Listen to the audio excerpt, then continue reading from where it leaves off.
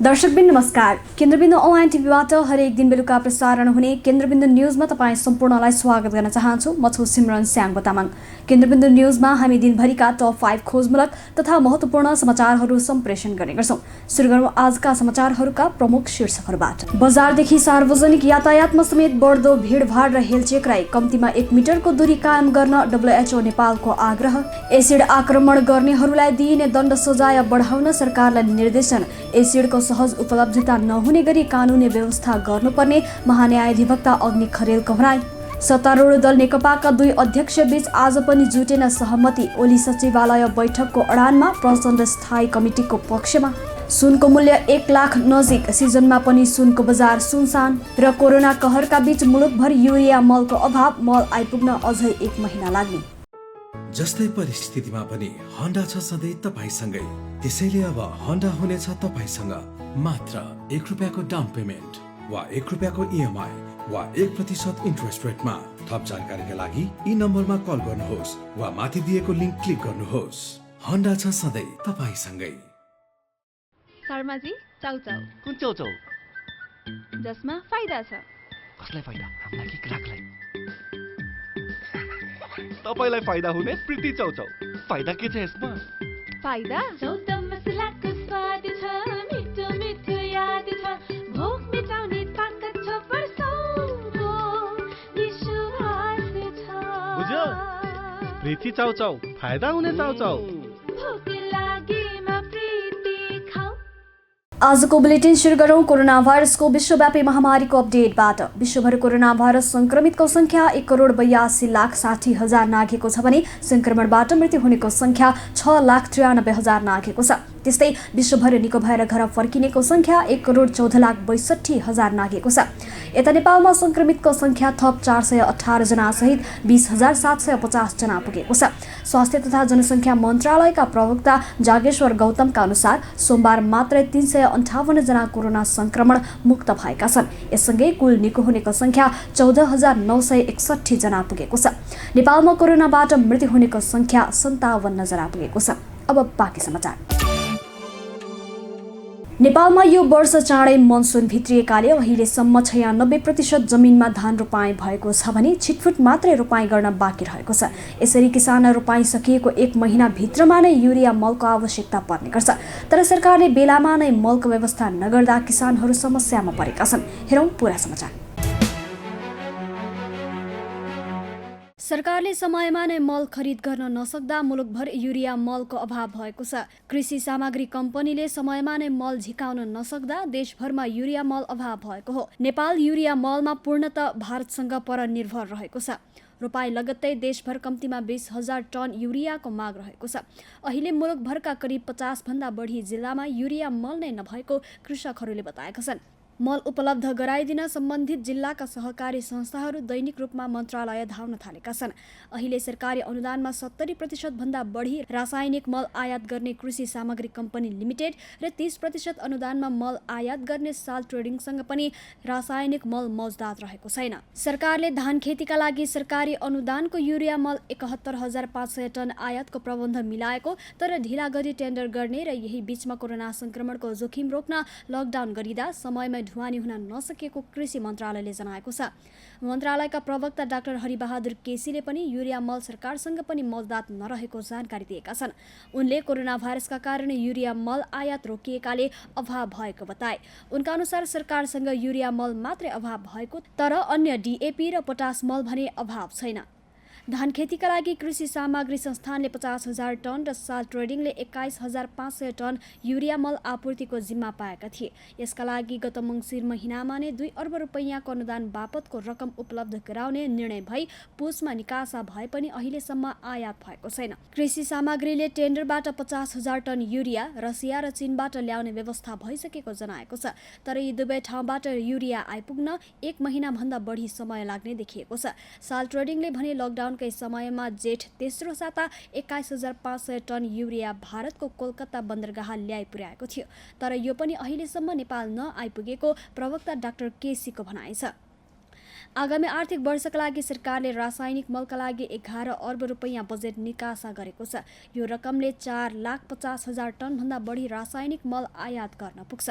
चाहिएको बेलामै मल र सिँचाइ पुगे यो वर्ष धान उत्पादन वृद्धि हुने मन्त्रालयको अनुमान छ। मौसमले साथ दिए पनि मल नहुँदा उत्पादन कम हुनेतर्फ किसान बढी चिन्तित बन्न थालेका छन्। केन्द्रबिन्दुका लागि अनिश मिजारको रिपोर्ट। अब आर्थिक प्रसङ्ग। नेपालमा विगतका वर्षहरूमा यस सिजनमा सामान्यतः 35 किलो सुनको कारोबार हुने गर्दथ्यो, तर अहिले भने नेपाली सुन बजार सुनसान देखिन्छन्। विश्वभर फैलिएको कोरोना महामारीका कारण आकाशिएको सुनको मूल्यका कारण कारोबार ठप्प भएको हो। प्रस्तुत छ यसै विषयमा तयार पारिएको यो रिपोर्ट। सरकारले लकडाउन खुकुलो बनाएसँगै गत जेठ 22 गतेदेखि सुन बजार खुले पनि कारोबार भने ठप्प रहेको छ। सुनको भावमा हरेक दिन जसो वृद्धि हुन थालेपछि सिजनको यो समयमा पनि कारोबार ठप्प भएको हो। यो समयलाई सुन व्यवसायीहरूले कारोबारको शून्य समय मानेका छन्। लकडाउनपछि खुलेको सुन बजारमा पुरानो अर्डरका गरगहना मात्रै गएका छन्। नयाँ किन्नेले फाटाफुट्टा मात्रै किनेका छन्, जुन नगण्य मात्रामा मात्रै कारोबार भएको छ। कोरोनाका कारण विश्वका अधिकांश मुलुकसहित नेपालमा पनि उद्योग, व्यापार, व्यवसाय, पर्यटन, रेमिटेन्स लगायतका विभिन्न क्षेत्र प्रभावित भएका छन्। यो सङ्कटको घडीमा मानिसलाई हातमुख जोड्ने धौधौ परेको छ। एकातर्फ कोरोनाका कारण आम मानिसको क्रय शक्तिमा ह्रास आएको छ भने अर्कातर्फ हरेक दिन जसो चुलिएको मूल्य वृद्धिका कारण सर्वसाधारणले सुन खरिद गर्न सक्ने अवस्था नभएको सुन चाँदी व्यवसायी महासङ्घका पूर्व अध्यक्ष मणिरत्न साक्यले बताएका छन्। कोरोनाको संक्रमण नसकिदासम्म तथा सुनको भाव नघट्दासम्म सुनको कारोबारमा सन्तोषजनक प्रगति हुन नसक्ने पूर्व अध्यक्ष साक्यको भनाइरहेको छ। नेपाली बजारमा सुनको मूल्य प्रतितोला 79,600 पुगेको छ। सामान्य अवस्थामा 35 केजीको हाराहारीमा सुनको कारोबार हुने गर्छ। चाडबाडका बेलामा 50 देखि 60 किलोको हाराहारीमा कारोबार हुने गर्छ, तर अहिले नगण्य मात्रामा मात्रै कारोबार भइरहेको छ। कोरोना संक्रमणका कारण उद्योग, व्यापार तथा विभिन्न क्षेत्रको लगानी अहिले जोखिमपूर्ण बन्दै गइरहेको छ। अर्थतन्त्रलाई कसरी चलायमान बनाउने र कसरी आफ्नो लगानीलाई प्रतिफल उन्मुख बनाउने भन्ने चिन्ता लगानीकर्तालाई छ। त्यसकारण विश्वका ठूला लगानीकर्ताहरू सुनमा लगानी सुरक्षित देखेका कारण त्यता आकर्षित भएका कारण सुनको भावमा हरेक दिन जसो मूल्य वृद्धि भइरहेको छ। कोरोनाका कारण विश्वका ठूला खानीजन्य उद्योग, कल कारखानाहरू सञ्चालनमा नआउँदा सुन लगायत महत्त्वपूर्ण धातुको उत्खनन नै रोकिएको छ। सुनसँगै अन्य अधिकांश धातुहरूको उत्खनन र प्रशोधन पनि प्रभावित भएको छ, जसका कारण सुनको मूल्य दिन प्रतिदिन बढिरहेको छ। अन्तर्राष्ट्रिय बजारमा मात्रै सुनको मूल्य पछिल्लो 1 वर्षमा 38.42% उकालो लागेको छ। सन् 2020 को अन्त्यसम्ममा अन्तर्राष्ट्रिय बजारमा सुनको मूल्य प्रति औंस $2,200 पुग्ने प्रक्षेपण गरिएको छ। पछिल्लो 1 वर्षमा प्रति औंस $547 बढेको सुनको मूल्यले अझै नयाँ रेकर्ड कायम गर्ने विज्ञहरूले बताएका छन्। केन्द्रबिन्दुका लागि कमला अर्यालको रिपोर्ट। अब पालो राजनीतिक प्रसङ्गको। सत्तारूढ दल नेकपामा 1 महिनादेखि जारी अन्तर्सङ्घर्ष अझै जारी छ। आज पनि अध्यक्षद्वय केपी शर्मा ओली र प्रचण्ड बीच निष्कर्षविहीन छलफल भयो। प्रधानमन्त्री ओली सचिवालय बैठकबाट निकास खोज्ने अडानमा छन् भने अर्का अध्यक्ष प्रचण्ड जारी स्थायी कमिटी बैठकमै फर्कनुपर्ने बताइरहेका छन्। प्रस्तुत छ यसै विषयमा तयार पारिएको यो रिपोर्ट। सत्तारूढ दल नेपाल कम्युनिस्ट पार्टी नेकपाका 2 अध्यक्षबीच आज पनि सहमति जुट्न सकेको छैन। सोमबार प्रधानमन्त्रीको सरकारी निवास बालुवाटारमा भएको छलफलमा प्रधानमन्त्री एवं अध्यक्ष केपी शर्मा ओली र अर्का कार्यकारी अध्यक्ष पुष्पकमल दाहाल प्रचण्ड बीच भएको छलफलमा सहमति जुट्न नसकेको हो। आजको छलफलमा वरिष्ठ नेता झलनाथ खनाल र स्थायी कमिटी सदस्य सुभाष चन्द्र नेमाङ पनि सहभागी भएका थिए। पार्टीको विवादलाई हल गर्न सचिवालय बैठक बस्नुपर्ने ओलीले प्रचण्डसँग प्रस्ताव गरेको स्रोतले जनाएको छ। तर प्रचण्ड र वरिष्ठ नेता खनालले स्थायी कमिटीको बैठक जारी नै रहेकाले स्थायी कमिटीको बैठकबाटै पार्टीभित्र देखिएको समस्याको समाधान खोज्नुपर्ने अडान लिएका थिए। ओलीको उक्त प्रस्तावलाई दाहाल खनालले ठाडै इन्कार गरेकाले आजको बैठक पनि त्यति सौहार्दपूर्ण रूपमा अगाडि बढ्न नसकेको स्रोतको दाबी छ। प्रधानमन्त्री ओलीले सत्ता र पार्टी परोपकारी रूपले चलाउन नसकेकाले तत्काल प्रधानमन्त्री र पार्टी अध्यक्ष दुवै पदबाट राजीनामा दिनुपर्ने माग बढ्दो छ। ओलीको राजीनामा माग गर्नेहरूमा कार्यकारी अध्यक्ष प्रचण्ड र वरिष्ठ नेता माधव कुमार नेपाल पक्षका नेताहरू रहेका छन्। साथै उनीहरूले एक व्यक्ति एक मुख्य जिम्मेवारीको वकालत गर्दै आएका छन्, तर प्रधानमन्त्री ओलीले एक व्यक्ति एक मुख्य जिम्मेवारीको आवाजलाई व्यवस्था गर्दै दुवै पदबाट राजीनामा नदिने अडान लिँदै आएका छन्। अङ्कगणितका आधारमा आफूलाई पदच्युत गर्न खोजिए नेकपा फुटको दिशातर्फ उन्मुख हुने उनको चेतावनी छ। ओलीको दुवै पद नछाड्ने चट्टानी अडानका कारण दाहाल नेपाल पक्ष पछिल्लो समय केही लचिलो हुँदै गएको छ, जसलाई नेपाल दाहाल पक्षले पार्टीभित्रका समस्यालाई साम्य पार्ने सैद्धान्तिक बहसको रूपमा अर्थ्याउँदै आएका छन्। तर ओली पक्षका नेता कार्यकर्ताहरू भने दाहाल नेपालको अडानलाई भागबण्डा नमिलेकाले गरिएको बार्गेनिङका रूपमा लिँदै आएका छन्। प्रधानमन्त्री ओली निकट मानिने प्रदेश नम्बर 1 का मुख्यमन्त्री एवं पूर्व सूचना तथा प्रविधि मन्त्री शेरधन राई दाहाल नेपाल पक्षको माग कुनै सैद्धान्तिक नभए भागबण्डा र व्यक्तिगत स्वार्थका लागि गरिएको लुछाचुँडी भएको दावी गर्छन्। केन्द्रबिन्दु अनलाइनसँग विशेष अन्तर्वार्ता दिँदै मुख्यमन्त्री राईले पार्टीभित्र पहिलेदेखि नै एक व्यक्ति दुई पदमा रहेकाले अहिले ओलीलाई असफल पार्ने नियतले षड्यन्त्र गरिएको तर्क गर्छन्। काम त केमा गर्न खोजे हो त्यहाँ बस्नु पर्यो, छ्याङ्ग भन्नु पर्यो, मूर्तहरूमा कुरा सार्नु पर्यो, मन्त्रीहरू चाहिँ अब हेरफेर गर्ने त्यो कुरा भन्नु पर्यो, अनि भागबण्डा गर्नुपर्ने भने त्यो भन्नु पर्यो, खुलेर भन्नु पर्यो, नियुक्तिहरूमा चाहिँ भाग चाहियो भन्नु पर्यो, के भन्नु पर्यो, त्यसो भनिरहेका छन् दुनियाँले। हो, यो कुरालाई सबैले सुन्नुपर्छ। म त्यसै त भन्दैन, तर अर्को कुनै सैद्धान्तिक वैचारिक नीतिगत विषय चाहिँ यसमा छँदै छैन। त्यसैले यसमा यो के चिजले चाहिँ यसरी मतलब चाहिँ नेताहरूलाई चाहिँ अब बाहिर प्रकट गराइरहेछ योबाट भन्न गाह्रो छ। तर दुनियाँले पद स्वार्थ के जातिको कारणले भनेर दुनियाँले भनिरहेछन् नि। आजको बैठक पनि बिना निष्कर्ष टुङ्गिएसँगै भोलि पुनः दुई अध्यक्षबीच भेटवार्ता हुने सहमति गरिएको छ। नेपालमा परिवारका सदस्य, आफन्त र नजिकका नातेदारबाट एसिड आक्रमण हुने गरेको एक तथ्याङ्कले देखाएको छ। बदला लिन प्रेम सम्बन्ध सफल नहुनु जस्ता कारणले आफन्तहरूबाट एसिड आक्रमण बढी हुने गरेको तथ्याङ्कले देखाएको हो। एसिड आक्रमण गर्नेलाई दिने दण्ड समयानुकूल नभएको भन्दै सजाय बढाउन प्रतिनिधि सभाको महिला तथा सामाजिक समितिले सरकारलाई निर्देशन दिएको छ।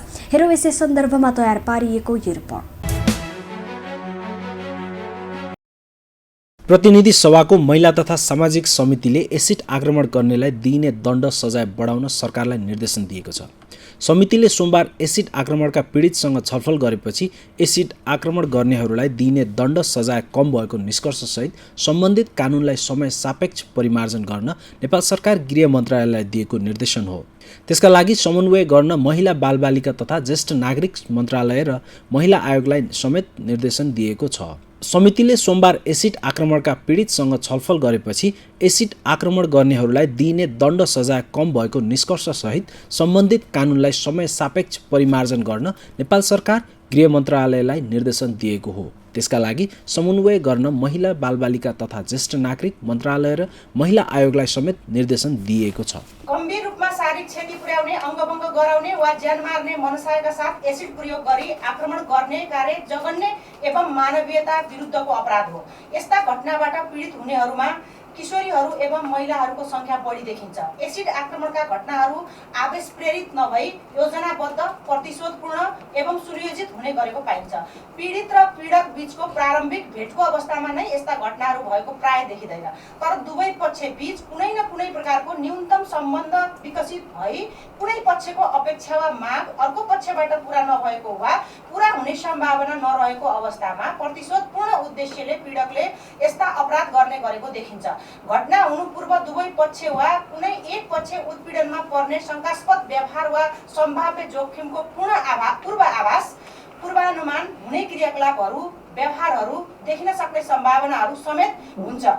उत्पीडन वा सम्भाव्य जोखिमको गुनासो जानकारी समयमा नै प्रहरी कार्यालयलाई गराउने संस्कृतिको विकास गराउन सके मात्रै पनि यस्ता घटनाहरू न्यूनीकरण हुन सक्ने देखिए तापनि हाम्रो सामाजिक, सांस्कृतिक एवं व्यक्तिगत प्रवृत्ति उत्पीडनमा मौन रहने खालको छ भने उत्पीडन सम्बन्धी उजुरीहरू प्राथमिकतामा नपर्ने र उत्पीडन सम्बन्धमा स्पष्ट कानुनी व्यवस्थाको अभाव पनि रहेको देखिएकोले उत्पीडितलाई उजुरी दिन उत्प्रेरित गर्न, यस्ता उजुरीहरूप्रति संवेदनशील भई तुरुन्तै सम्बोधन गर्ने व्यवस्था मिलाउन र उत्पीडन तथा एसिड आक्रमण सम्बन्धी कानुनी व्यवस्था र दण्ड सजायलाई समय सापेक्ष परिमार्जन गर्न आवश्यक देखिएकोले सम्बन्धित विद्यमान कानुनमा आवश्यक संशोधन गर्ने कार्यलाई तत्काल अगाडि बढाउन समिति नेपाल सरकार गृह मन्त्रालयलाई निर्देशन गर्दछ। समितिले जोखिमयुक्त एसिडको सर्वसुलभ उपलब्धता हुँदा प्रतिशोध साध्ने हतियारको रूपमा प्रयोग भएकाले आवश्यक नियमन गर्न समेत सरकारलाई निर्देशन दिएको छ। एसिड खरिद बिक्री कार्यलाई नियन्त्रण तथा व्यवस्थित बनाउन खरिदकर्ताको विस्तृत विवरण अनिवार्य अभिलेखीकरण गर्ने कार्य मिलाउन, पीडितको औषधि उपचारको व्यवस्था मिलाउन, कानुनी सहायता उपलब्ध गराउन, शिक्षामा छात्रवृत्तिको व्यवस्था गर्न, सरकारी रोजगारीमा प्राथमिकता दिने लगायतका व्यवस्था मिलाउन नेपाल सरकार, प्रधानमन्त्री तथा मन्त्री परिषदको कार्यालय, गृह मन्त्रालय, महिला तथा ज्येष्ठ नागरिक मन्त्रालय र राष्ट्रिय महिला आयोगलाई निर्देशन दिएको छ। समितिले एसिड आक्रमणका उजुरी तत्काल सम्बोधन गर्ने व्यवस्था मिलाउन समेत निर्देशन दिएको छ। बदला लिन, प्रेम सम्बन्ध सफल नहुनु जस्ता कारणले आफन्तहरूबाटै एसिड आक्रमण बढी हुने गरेको तथ्याङ्कले देखाएको छ।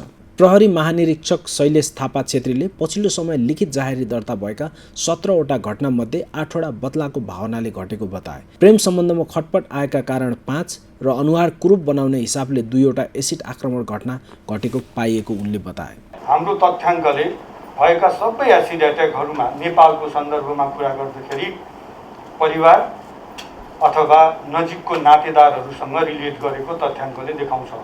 यो तथ्यप्रति हामी स्पेसिफिक हुनु जरुरी छ र यसलाई अतिरञ्जित रूपमा व्यक्त गरिनुहुन्न भन्ने पनि अभिप्राय व्यक्त गर्न चाहन्छु। मसँग 17वटा केसेसहरूको सानो लिस्ट छ।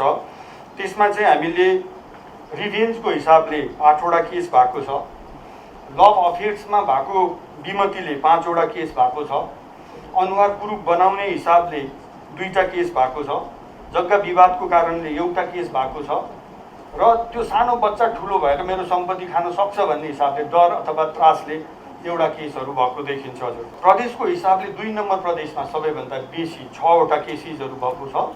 त्यसपछि काठमाडौँमा चाहिँ 5वटा केसेस भएको छ। महान्यायाधिवक्ता अग्नि खरेलले एसिड जस्ता रासायनिक पदार्थहरूको सहज उपलब्धता नहुने गरी कानुन व्यवस्था गर्नुपर्ने बताए।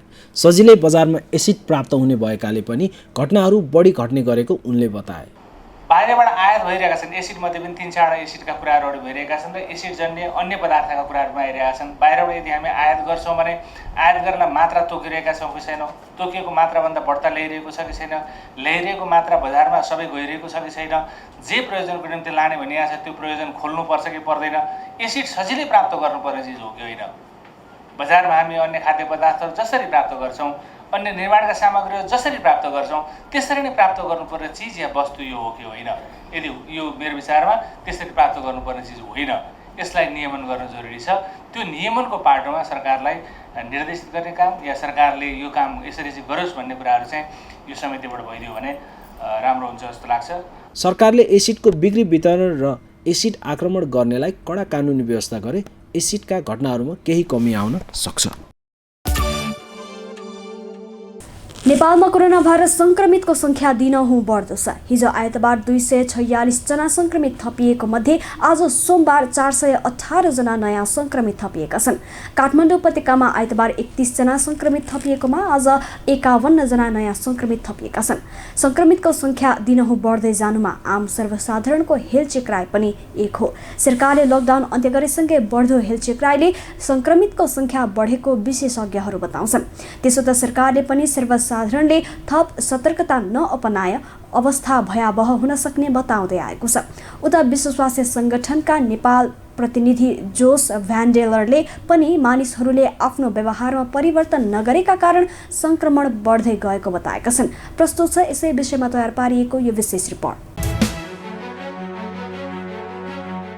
पछिल्लो 3 सातादेखि नेपालमा कोरोना भाइरसको संक्रमण समुदाय स्तरमा नै देखा परेको छ। सरकारले लकडाउन अन्त्य भएको घोषणा गरेसँगै बढ्दो भिडभाड र हेलचेक्राइले संक्रमणको दर बढ्दै बढेको हो। आइतबार 246 जनामा संक्रमित थपिएकोमा आज सोमबार 418 जना नयाँ संक्रमित थपिएका छन्। यससँगै संक्रमितको संख्या 20,750 जना पुगेको छ। स्वास्थ्य तथा जनसङ्ख्या मन्त्रालय, विश्व स्वास्थ्य सङ्गठन नेपाल तथा जनस्वास्थ्य विज्ञहरूले पनि थप सतर्कता नअपनाए अवस्था भयावह बन्ने चेतावनी दिएका छन्। तर बजारमा भिडभाड भने कम भएको देखिँदैन, न त मास्क र सामाजिक दूरीको नियम नै पालना गरेको देखिन्छ। सरकारले अहिले घरमा नै बसेर चाडपर्वहरू मनाउन आग्रह गरे पनि आज कतिपय मठ मन्दिरहरूमा भिडभाड देखियो। जनै पूर्णिमा र रक्षाबन्धन पर्व मनाउने क्रममा पूजापाठ तथा नयाँ जनै फेर्नेहरूको लाइन देखियो। त्यस्तै सरकारले सुरक्षा प्रोटोकल अपनाएर सार्वजनिक यातायात सञ्चालन गर्न दिएको भए पनि त्यसको पालना भने देखिँदैन। आधा मात्र यात्रु राखेर यातायात सञ्चालन गर्नुपर्ने मापदण्ड भए पनि सवारी साधनले सिटभरि यात्रु राखेर यात्रा गराउँदा कोरोना संक्रमणको जोखिम बढेको छ। स्वास्थ्य तथा जनसङ्ख्या मन्त्री भानुभक्त ढकालले संक्रमणको अवस्थाको वृद्धि दर अझै बढ्दै गयो भने भयावह स्थिति आउन सक्ने भएकाले सचेत रहन आग्रह गरेका छन्। त्यस्तै जनस्वास्थ्य विज्ञहरूले पनि संक्रमणको जोखिम बढेको भन्दै अब कर्फ्यू सहितको लकडाउन लागू गर्न आग्रह गरेका छन्। त्यस्तै विश्व स्वास्थ्य सङ्गठनका नेपाल प्रतिनिधि जोस भेन्डेलरले पनि कोभिड-19 संक्रमणको जोखिम न्यूनीकरणका लागि एक अर्का बीच दूरी कायम गर्न अपिल गरेका छन्। पछिल्लो समय सरकारले लकडाउन हटाइसके पछाडि मानिसहरूले आफ्नो व्यवहारमा परिवर्तन नगरेका कारण संक्रमण बढ्दै गएको उनको ठहर रहेको छ। If you can touch somebody when you stretch your arm, you're too close. You're too close. Please keep a distance. Make sure you can't touch anyone when you stretch your arm. If we all do this, there is a good chance we can control this disease. But it's up to all of us. All of us have to play the game. All of us have to keep distance all the time. संक्रमणको जोखिम बढ्दै गएपछि देशका विभिन्न स्थानीय निकायहरूमा धमाधम पुनः lockdown र निषेधाज्ञा जारी गरिएको छ। यतिन्जेल केन्द्रबिन्दु न्युज हेरेर साथ दिनुभएकोमा तपाईँ सम्पूर्णलाई धेरै धेरै धन्यवाद। भोलि पुनः यही समयमा आउने बाचा गर्दै छुटिन चाहन्छौँ। नमस्ते। केन्द्रबिन्दु न्युज हेर्दै गर्नुहोला र नयाँ अपडेटका लागि केन्द्रबिन्दु च्यानललाई लाइक, कमेन्ट र सब्स्क्राइब गर्नका साथसाथै www.केन्द्रबिन्दु.com पनि हेर्दै गर्नुहोला।